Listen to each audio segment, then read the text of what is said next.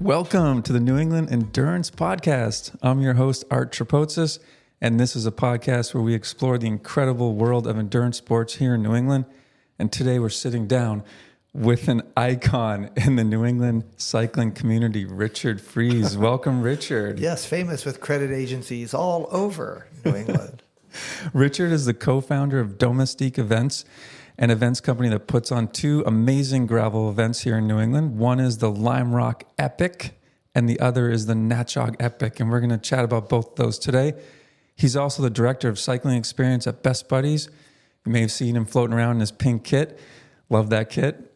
Best Buddies International is a nonprofit organization dedicated to serving individuals with intellectual and developmental disabilities and their families. Welcome, Richard. Bravo. Great to be. I used to have an office right here before they put up the nice stuff. Yes, we're sitting here in it's a cool New England day. We're at Work Bar Arlington, and we're going to hear all about Richard's story here. But I want to tell you a little bit more about Richard. You may not know about this, but he started racing bikes in 1978 when I was 4, and went all in and scored some state titles, national caliber podiums, and even got on a small Spanish pro team. How cool is that? He returned to the States to study journalism, and he launched a regional bike publication, one of my favorites, which is no longer around, called The Ride Magazine. It ran for about 14 years. Then he became a race announcer, a media consultant, television commentator, and event producer. And I'll never forget personally those early 2000s races where Richard would be at virtually every cyclocross event. My favorite was the Gloucester race. I forget what it was called, though. Super Cup or Supercross. And we had the world champion one here. We did. It was so funny. We had Erwin Vervecken. It was so little league. He was Belgian. He's looking around going, what is this? It was fun. Tim Johnson gave him a run for his money, I think. Yeah.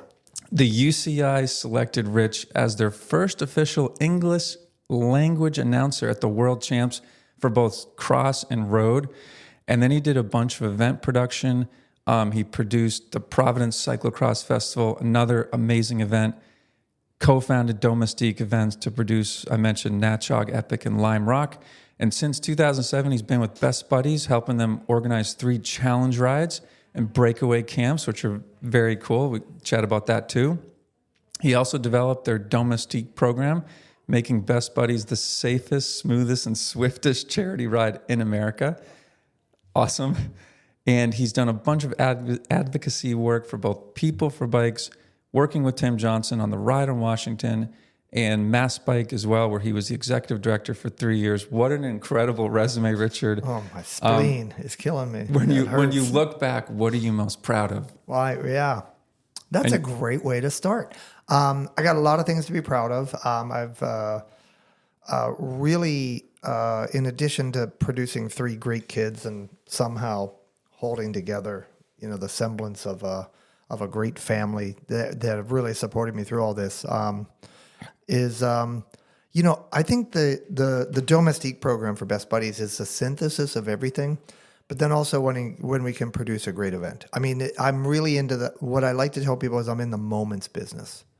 And when you produce something that brings my favorite, I was just in Colorado, I saw a bumper sticker that said, "Lord, give me the confidence of a mediocre white man." And when you think of cycling, there's a lot of mediocre white men having their aspirational horizons reached. That is really satisfying to me, as well as I like to bring everybody into the sport and make them feel like fantastic, like they're doing something. But so it's watching that whole thing happen, generating moments for others. I love that. I mean, life is made up of these, incredible moments that we have, these experiences. Who cares about the bike you have? If you did an incredible experience on the bike, you remember that. I'd love to just learn a little bit more about Best Buddies, their mission, the cycling events, because you mentioned that's sort of a culmination of your career. Can we talk a little bit more about Best Buddies? Well, it's interesting because there's a lot of wonderful charity rides, and if you're touched by a mission and there's a bike ride, go support it. I don't care what it is. But I go on a lot of charity rides, and the thing about Best Buddies is we have a slogan amongst the pink jerseys, the domestiques, which are some of the best riders in the region. It's why we ride is how we ride. And what Best Buddies does in schools and jobs and society is they basically, they just sort of help out people with intellectual disabilities. And it could be hundreds of different disabilities, the big ones being Down syndrome, autism, things such as that. But what we've learned in the job world, I'm not that smart, Art, but I do listen to NPR and I repeat it. They had a thing on Marketplace. They asked people, what do you want the most from your job? And they asked all these people, thousands of people answered, and they were expecting money, compensation, corner office, benefits. No, number one, I want to feel safe. Mm-hmm. Number two, I want to feel like I belong.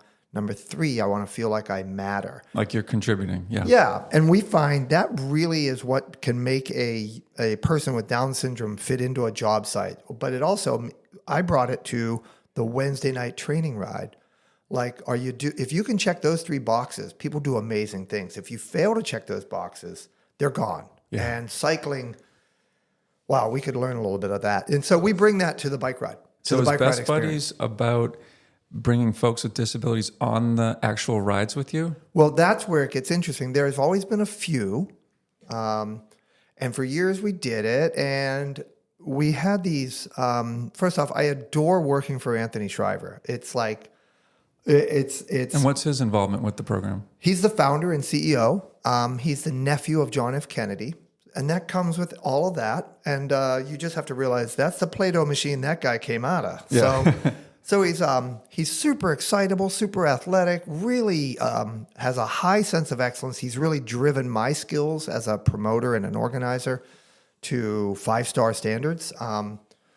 He's very hard to please, and that's made me a better, ride organizer. But anyhow, he started it out thinking, we're just going to do tandems. Well, then you start doing the math, and it just didn't work. So then he started out just doing the ride to support them. And then there would be these races, these criteriums. Because if you know Anthony, anything he does, he just wants to, let's have a race. You name it, skis, boats, And so they were putting like Miss USA on the front of a tandem with a 200-pound, guy on the back with an intellectual disability. And they were fun, or they'd have Tom Brady, or they'd have Carl Lewis, on and on. And it just ended up not working for a variety of reasons. And they put more and more emphasis on the ride. But we have a container full of tandems. So just literally a few years ago, I said, why don't we put the pink jersey, very good riders on the front, and Best Buddies participants on the back. This thing is taking off. It has really almost eclipsed all the other elements of the ride. And we have like Alberto Contador on the ride. How many folks show up to a Best Buddies charity event? Well, we've had it in the heyday up until pre-COVID. We were up to close to 1,800, which is a lot. If they all flush the toilet at once, we got trouble. That's a lot. And right now we're on track for about 1,200 this year. So we had to rebuild after COVID. And where does that event occur? This year it'll be the last Saturday in May, and it goes from JFK Library to Cape Cod and the Hyannis, Craigville Beach. And what's your involvement with Best Buddies? I keep it safe. I run the rides. I run the training rides. I've been at every one of their camps. I've really I love the title, Director of Cycling Experience. Whether I am dealing with, I was leading a training ride last week. It was an 80-year-old guy, Bill Humphreys, about to go to the Gravel World Championships, and all of these women that were on e-bikes or mountain bikes, a combination. It was just hilarious. And I love beginners and novices. Their headroom for growth is great. You have them on a bike path. I love this. You'll love that. Half of them are on e-bikes, and this guy rolls up coming in the other direction, and it was like a Barry White pickup line. He's like, hey, what's your voltage? It was like we couldn't stop laughing about this guy. Anyhow, but so I can go with an executive that's trying to worry about his watts per kilo, all the way down to which hand do I use for the right shifter? Wow. How do I shift? Do folks have to register for the Best Buddies event or to participate in your training rides? Yeah, we just have little $15 training rides on Bike Reg, and we're about to expand our calendar to like 20 of them next year, because we're That's launching fantastic. tomorrow. We're launching Best Buddies Challenge New York in October of 2025, featuring the Mark Cavendish as the chairperson. Ooh, that's something I got to check out. I know. So we have Contador riding in Boston. We have Cavendish there. I've been so blessed with the whole bike event world. I mean, if it's ball caps, T-shirts, and eyewear, I got it covered if I could retire on that. But I've also, thanks to Best Buddies and other things that I've done, my own racing earlier on, my own TV work later after that. But now I am... I don't want to show you my cell phone because I've got Chris Froome's mobile number. I've ridden with Geraint Thomas. I've ridden with Andrew Talansky's a good friend. I mentioned Brent Bookwalter, but also we have Contador, Cavendish. It's just we're all in, as well as like Chloe Dygert, Axel Merckx. I can ruin your day talking about all these deals. Yeah, steal my phone. So before we move on, so just to recap, the Best Buddies program that you're running, you have some training rides that folks can... And I think I recall seeing this. Some of the training rides seem really interesting. They're not just, going from Arlington to Concord and back. I think you did a covered bridge ride a few weeks ago. So anybody can sign up for those. They're all in New England, apparently. And you usually get, 20 to 50 riders or so? 20 is about our good number, but we're actually going to expand them next year.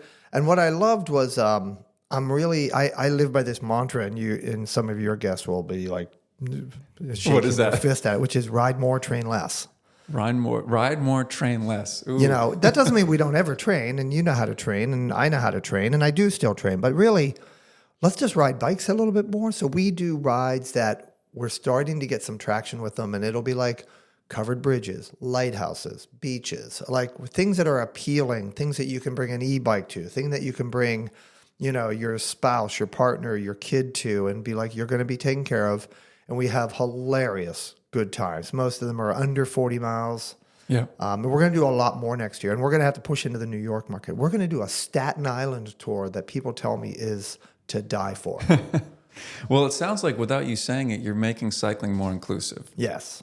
And I was going to ask you a sort of a trick question here. What are your thoughts on, e-bikes and group rides? And it sounds like you're very supportive of that. Very. I don't like, even like at Lime Rock, which is coming up in 2 weeks on the 13th of October, we have it's a Fondo, so there's chip timing and everything. But we're like, no e-bikes on the 70-mile Epic because it'll just drain your battery. It's just horrifically difficult. And I'm not going out there to get molten iron off the side of the road because your battery died. But we're inviting them everywhere else, but we are pedal assist only. That's sort of where I draw the line. The throttle only bikes, people are getting in over their heads a little bit. Basically, the same thing that should be enforced on Bike Pass is what I accept in every ride we do. Pedal assist, great, love them. I'm one of 7, and 4 of us, we rode from Pittsburgh to D.C. One of 7 what? Kids.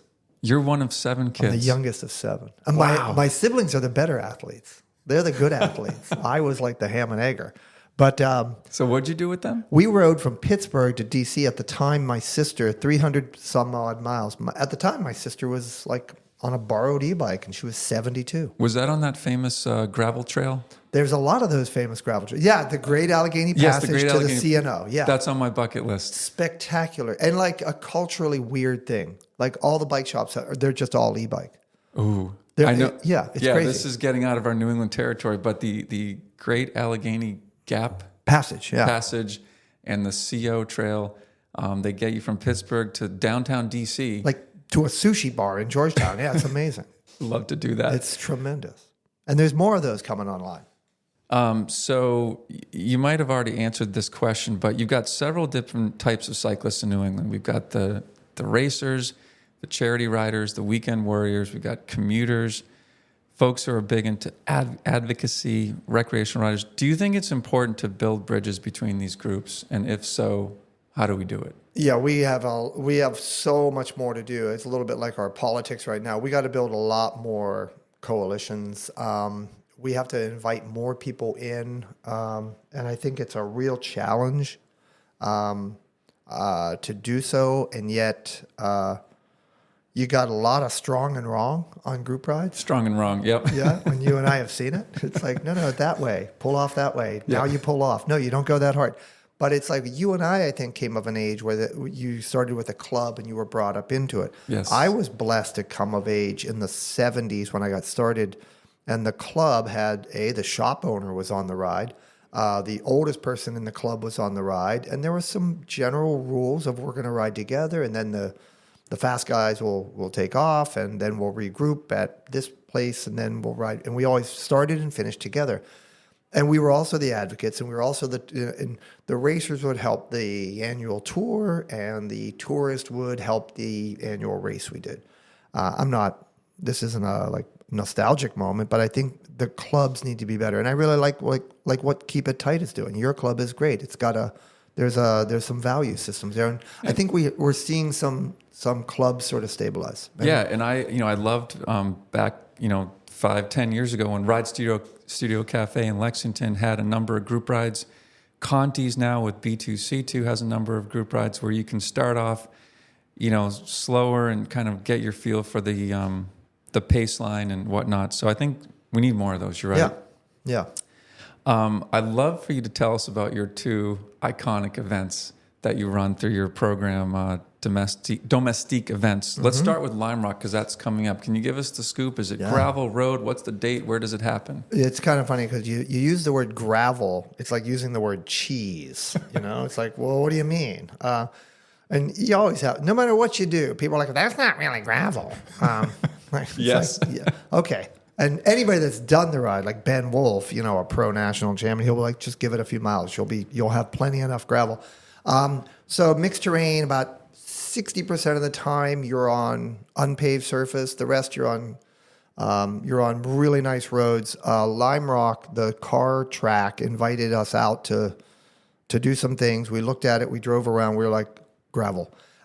It's a fondo, so there are 5 timed segments in the 70-mile epic, and it is really hard. But what's beautiful about it is you start out, and we've got motorcycles, chip timing. You feel like you're in something big. Yeah. You roll off with a big group, and then boom, it'll say, sign comes up and says time segment 500 meters.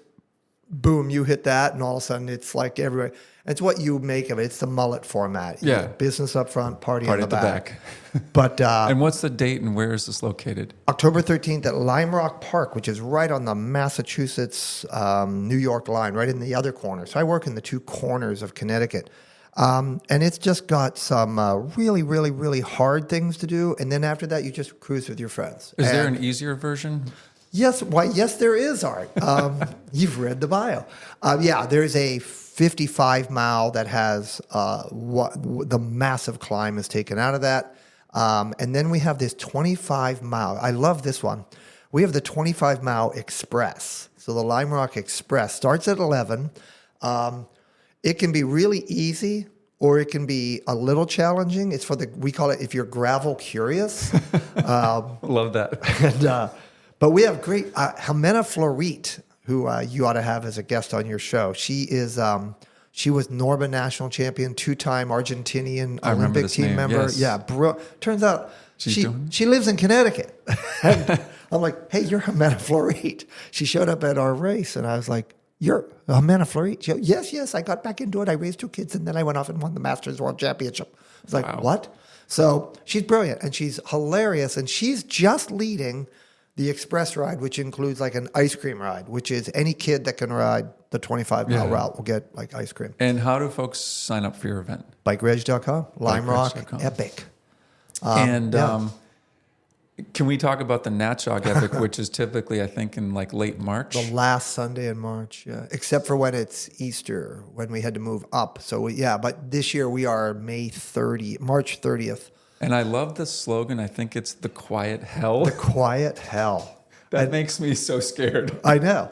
It's called the Quiet Corner. We wanted to replicate the hell of the North, and it is. And where's that located? The other corner of Connecticut, the Quiet Corner, right up on the Mass, Rhode Island corner of Connecticut. And it is, I was doing cross at the track, and it just didn't have the feel that Providence had.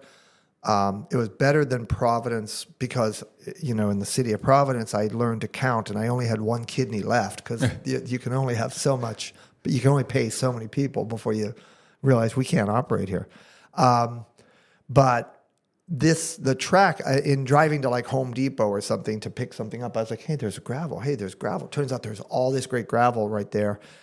We pieced together, it's similar format, 5 time segments, Bull Hill, tough, challenging things. And we start the ride 2.4 miles in. You go into what is known as the Cuisinart, which is this bombed out, horrific Jeep track road with rocks and things. And my favorite quote ever said about the Natchaug Epic was, it is the hardest, dumbest, funnest ride I've ever done. And that's just from one of our clients, one of our customers who came out and just, it's March. You're just so done with Zwift and indoors, and it's just warm enough to get out. And then we have a great time.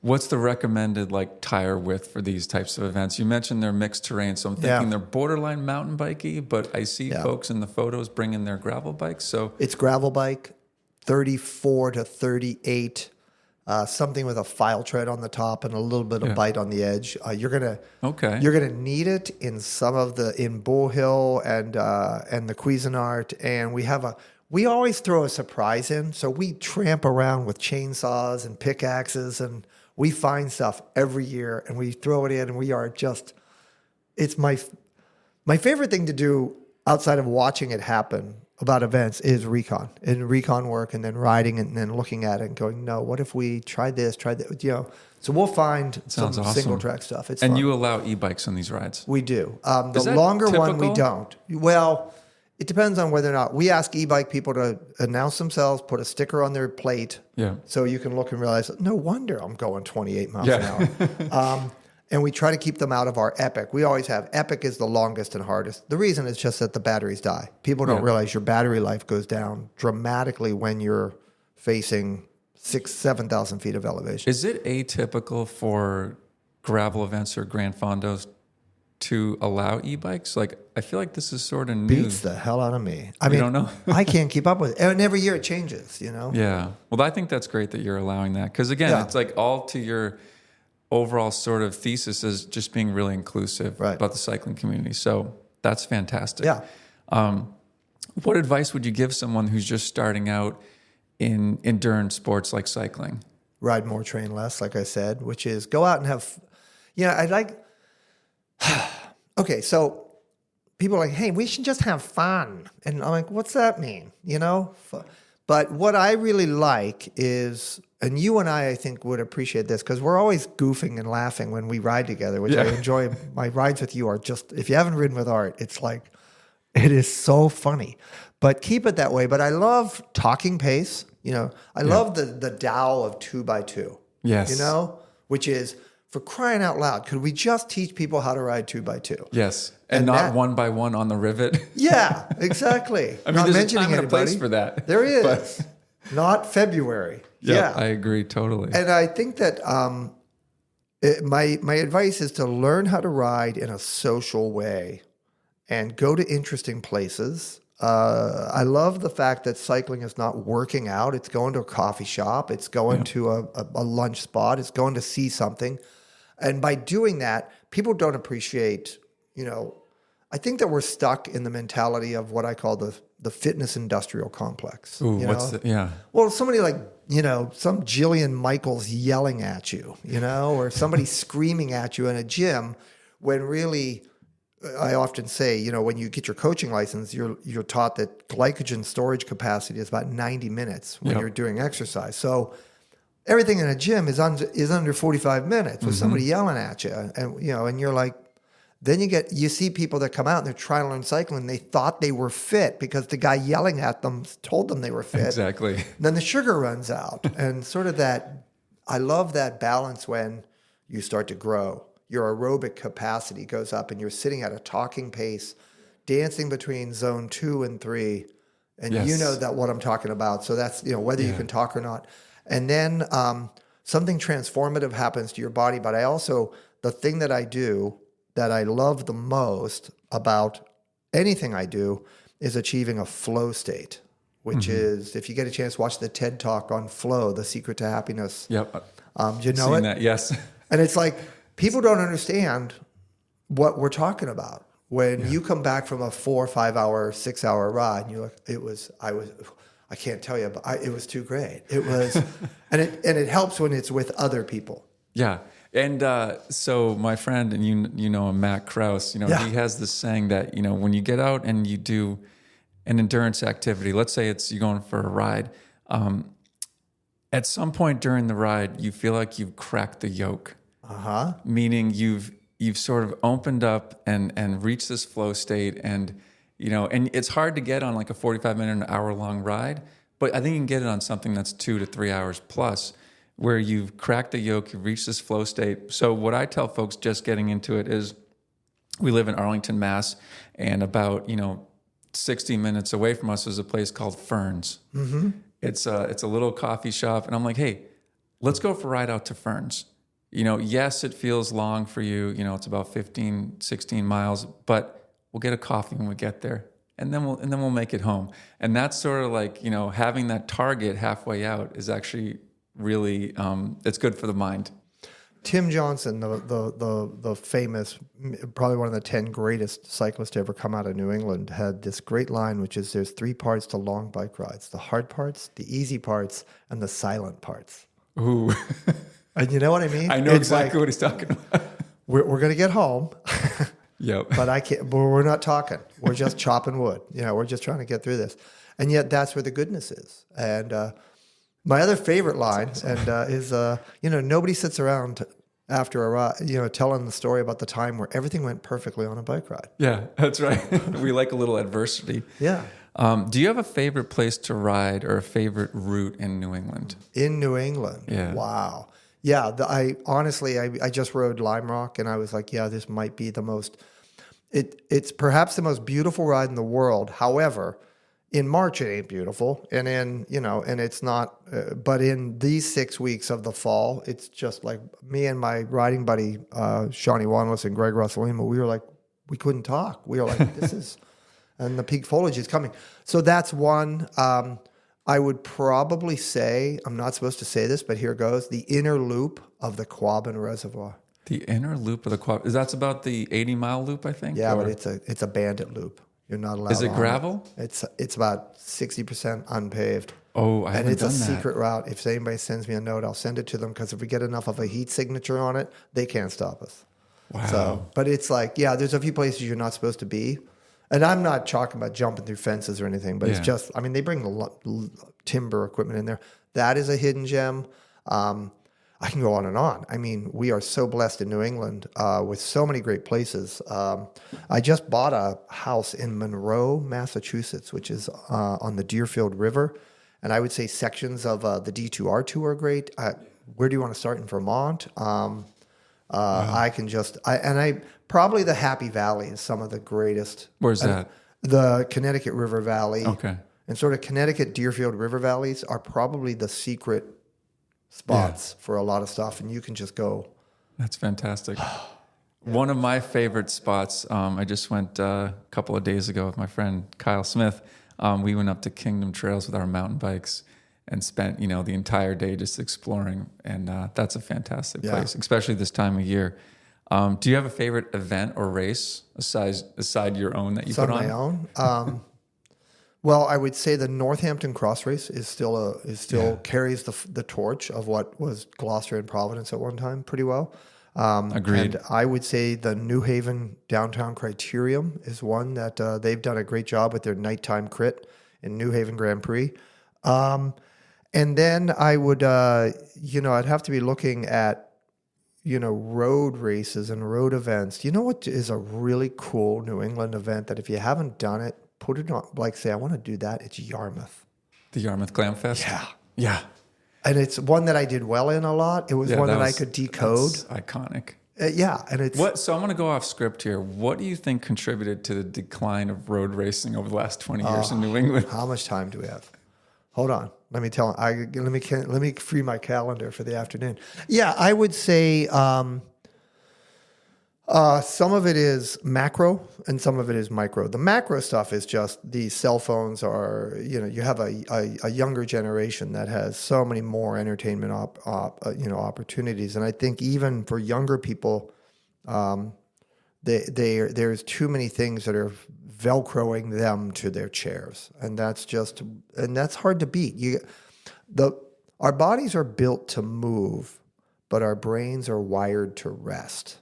So you can't yell at people for doing what they're wired to do, because for 80 some thousand generations, if you could rest, you rested. So now we're dealing with, you don't have to get out of your chair for anything. Do you think it had anything to do with the cost structure or the insurance fees or anything like that? No, it's somewhat in terms of I think you have to really look at the product valuation of, you get really passionate about your bicycle, about your fitness and everything. And then you go and you do 3 laps of a criterium, and then there's somebody in a blue shirt saying, "You're done." Yep. And you're getting pulled. Do you think Strava contributed to it?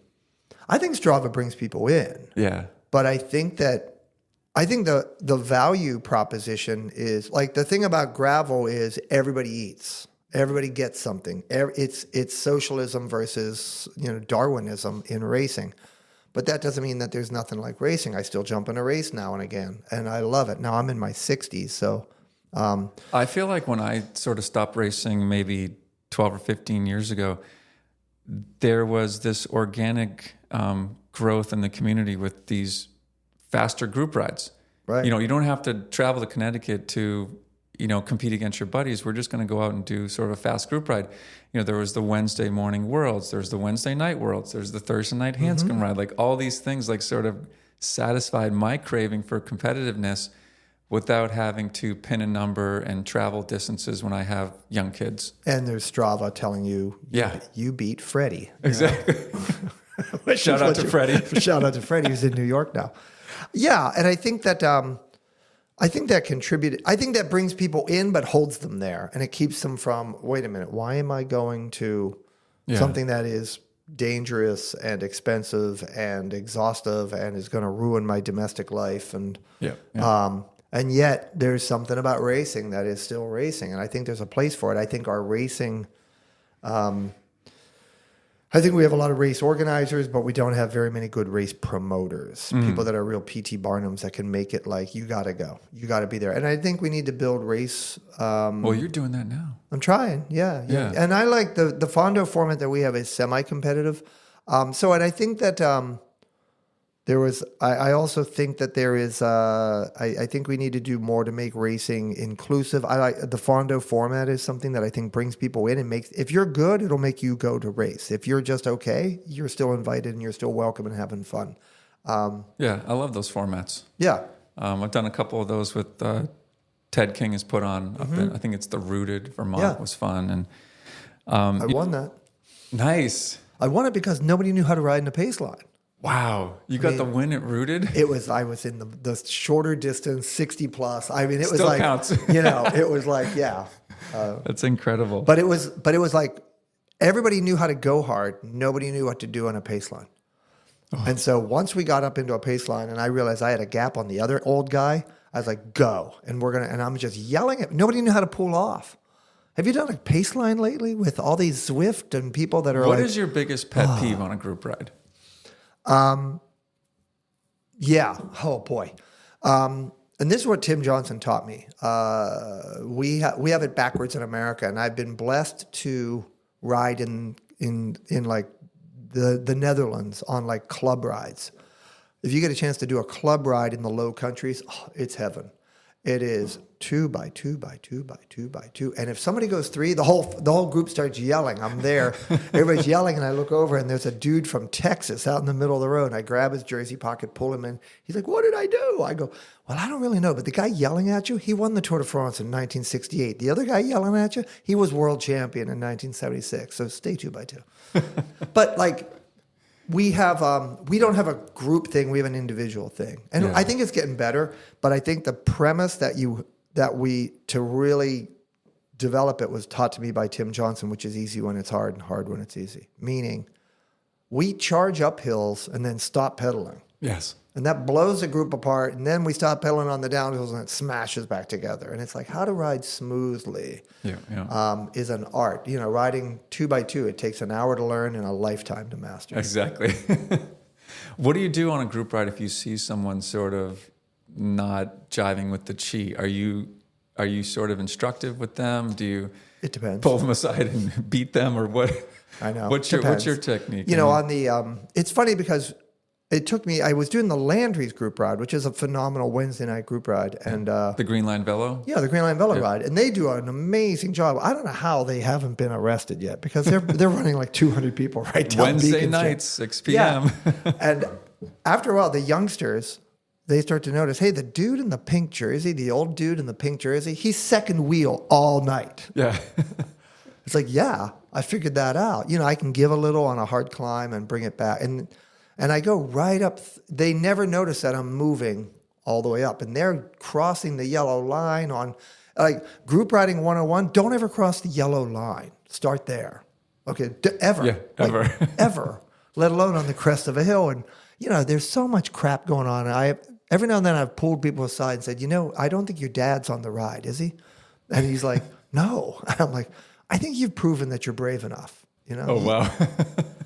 And the one thing I would say is that when we teach, and first off, there's a lot of guys who think it's always the other guy. Yeah. You know, oh yeah, that guy doesn't know. You know, no, Exactly. it's you. Is that follow the advice of Coach K of Duke basketball, which is use we.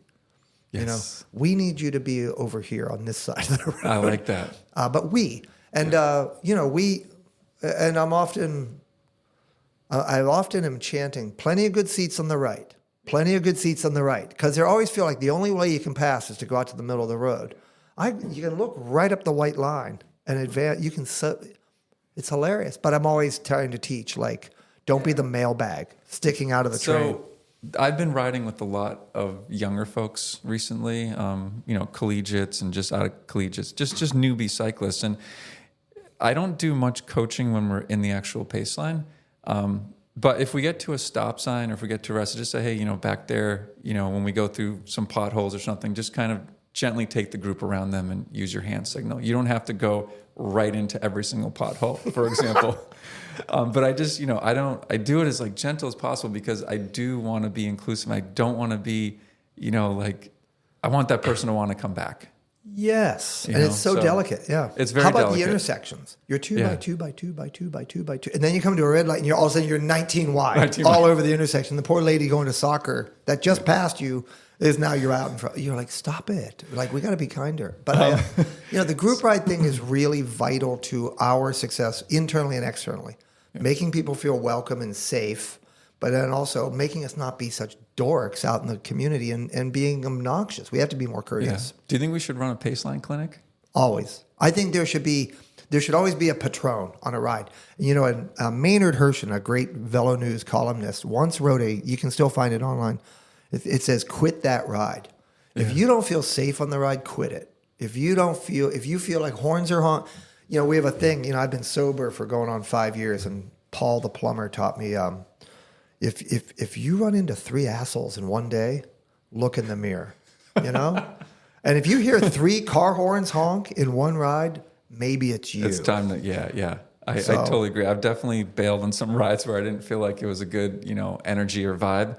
Yeah.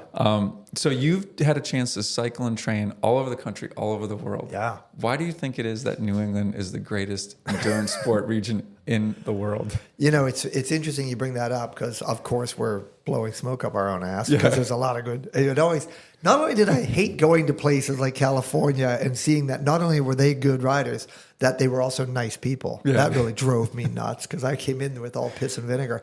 But I also do believe there is something about a New England rider that is a little bit more esoteric, a little bit more academic. They have a grander view of the world. But when I started riding, I started in Florida. That's where I got really into racing. And we would be down there, and these guys from New England would come down with pasty white legs in like March. And you'd look at them and go, they're horrible. They suck. They couldn't go through turns. They weren't very good criterium riders. And then we would go up north and race Stowe, Vermont. Yeah. And that same guy would 9 minutes up on me. See you later, buddy. Yeah. But I think there's something about the range. I think there's something about you have to ride in bad weather. I think you have to be tough. Yep. You know, it's like there's something. And And I also think that you just have so much heritage here. I can't figure it out. I think there's something. I think New Englanders have a different why. And very often when I talk about cycling, I'm like, what's their why? And if your why is just trophies or watts per kilo or PRs, then you're not going to last long. Yeah. There has to be a bigger why. What do you think the general why is in New England then? I think it's I think the variety of terrain, the variety of places, the variety of styles of riding. And I think that you just learn that there's a whole world out there, and it's more of a wandering, it's a cool, my favorite thing about you, and there's about 10 people who send me random texts, and you and I ride maybe 3 times a year together, but it's always a good ride. Yeah. And I love it when I'll text somebody like Bart Lipinski, you know Bart, who would be a great guest on your show. And I'm like, I'll send him a text. So I was thinking, that's all the text says. And he replies, yes. Chris Sigmont, another one. Okay. I like the movie The Town. Yeah. Whose car are we taking? That's right. And guys in the South don't quite get that. Some do, but it's like, it's like, and this idea of we can hit the mountains. We can hit the ocean. Where do you want to go? We can go to the Berkshires. We can go to Connecticut. Mitchell Foley said something super interesting. I love that guy. Don't like riding with him, but I love talking to him. He said something really interesting about this question about, why is New England awesome? And he said, it's the secondary roads. You go to California or something, you got basically a couple of main arteries. Like here, you can nooks and crannies throughout. Endless. So, and I love going with one of the locals that said, go right. You're like, where? Exactly. Trust me. Next thing you know, there you are. You're going like John Bailey out in Greenfield, Mass. He's like, try this. There's guys like that all over that know places and know routes. And some people say that about me. The dotted lines. Yeah. I love the dotted lines. But he's right about that. We just did a camp for Best Buddies in Aspen. Oh, it's Aspen. Yeah. It's Aspen. All we could do was out and back rides. Oh, wow. Because that's all they have. Straight up a mountain. Straight up, yeah. And a big one. Oh, you couldn't breathe. But it was but that's all they have. And that's not to say it wasn't fantastic or beautiful or had eagles and bears and all sorts of stuff. It was great, but that's what they got, And that's here awesome. You can go out where I bought my cottage in Monroe. I can ride. I've done 3 hours where there's a car per hour. Almost no cars. Yeah. That's fantastic. And they're nice. I got to come visit you. You should. I have a lot of space. But yeah. Is there anything else you'd like to plug or mention for our millions of listeners today? Yes. If you do, you asked me what I'm proud of. I'm proud of when we finish the Best Buddies rides. We have people, some of them are on flat pedals. Oh, wow. Okay? Yeah. And because we rig up the pink jerseys and we're on radios and, the back is telling the guy at the front, down 2 miles an hour and we're gauging it we're going by, and there's 40 different groups like this, but they're being just sort of, I'm proudest of, we finished with these large groups of everybody smiling. Everybody's they can't believe how fast they look down. They go, I'm going 24 miles an hour. And you're like, yeah. And, if you can do a safe ride, and my favorite thing is when Contador said, that is the safest, best organized ride I've ever been on. He said that. Contador said that. He was like, wow. I've never felt so. I go do these charity rides, and what do? I get the hell away. I take off. He goes, I've never felt so safe. That's incredible. And that's what we want, because you've got some really big charity rides that, frankly, we have not had a medical transport in several editions. We have. We've had a couple of tumbles, but I don't know of many or any other charity rides that have built-in domestiques. Right. Not marshals, not the guy yelling at you. Yeah. Maybe they've got a sweep, maybe there's someone at the front, but it sounds like you have literally dozens, and I know half of these guys, of incredible riders that keep each group, no matter what the pace is, together and tight. Is that correct? Correct. That's a cool there's model. This one guy I'm trying to recruit who I think is going to be brilliant at it. And if I could just get him away from his podcast and all of his other things, I'd have him he would be the best domestique. And a lot of it is your demeanor. What we look for is temperament. Yeah. We have strong guys. We have not so strong guys. Every now and then you need like a chubby guy to come up and say, you're doing great. I'm going to help you. You know, I'm your best buddy today. I'm going to get you to the finish line. We call them big boned. Yeah. They're built for love, not for speed. The downhill specialists, otherwise known as BBP, big boy power. Anything else, Richard? No, just this is great. Ride with people that you find your why, but remember, it's a social sport, and we live in a great place for it. Awesome. Richard Fries, thank you so much for being on the New England Endurance Podcast and sharing your story and your journey and your contributions to the community. For those that want to learn more about domestique events like Lime Rock and Natchaug, you can go to domestiqueevents.com. If you want to learn about Best Buddies, go to bestbuddieschallenge.org. We will tag both of these folks in our Instagram page, and when we post this, I also want to thank our sponsors who powered this podcast, Lark Fine Foods, a 100% women-owned specialty food company. They also love cycling. The Everyday Athlete, a book about balancing work, family, and fitness. And Kinetic, a brain-boosting ketone supplement at drinkkinetic.com. So until next time, get out there, rain or shine, explore the beautiful terrain of New England. Thank you.